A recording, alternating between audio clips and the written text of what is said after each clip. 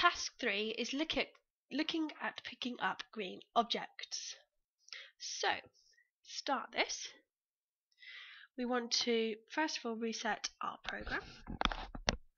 Yes, and now we can click on the AI panel and it should launch our program that we have done previously.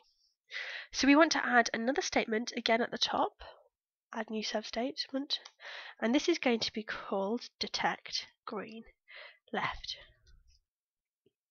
So on this statement, we're going to set a condition which detects a green object on the left colour sensor, and we're going to set an action which allows us to collect the object. Now the reason why we have put this statement at the top is if we detect a green on the left, the first thing we want to do is to stop and collect the object.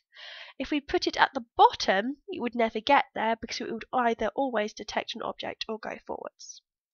So we are given some example values that we want to use for green, and we want to put these in the color sensor left variables here, and we get a minimum and maximum to a range of values for the RGB values which represent green. So first of all we want to enter these, so we've got between 0 and 60, then we want 80 and 180, and then on blue we want between 0 and 60.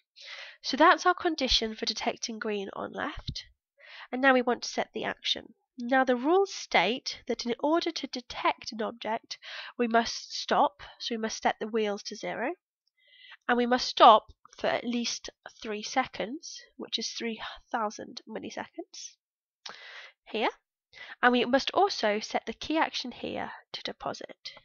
Then there's one final thing to do, which is to set the LED to 1 so it turns on. So this action here will tell the robot that it is detected a green, and then we'll get the points for the green object on the left sensor. So we can now save this. Okay, yes, build, close, and then we can load into our robot again. So now, hopefully when we go over green object, we should detect the green object and pick the object up. Now, it is a bit tricky because, of course, you have to wait for the robot to go over a green block. Now, there are two things you can do about this. Two ways to manually move your robot.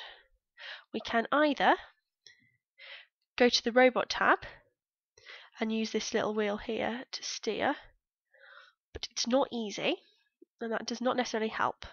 The other way you can do it is you can go to the competition tab and you can click where your robot wants to be. But again, you can't control the direction, so that doesn't normally help.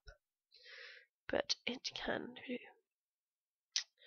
So hopefully, is our robot? There we go. So we've seen the robot has detected a green object on the left, stopped, it flashes its LED, and our points here have gone up by 30, which is how many points you get for collecting that object. So that does work. So we can now move on to task 4.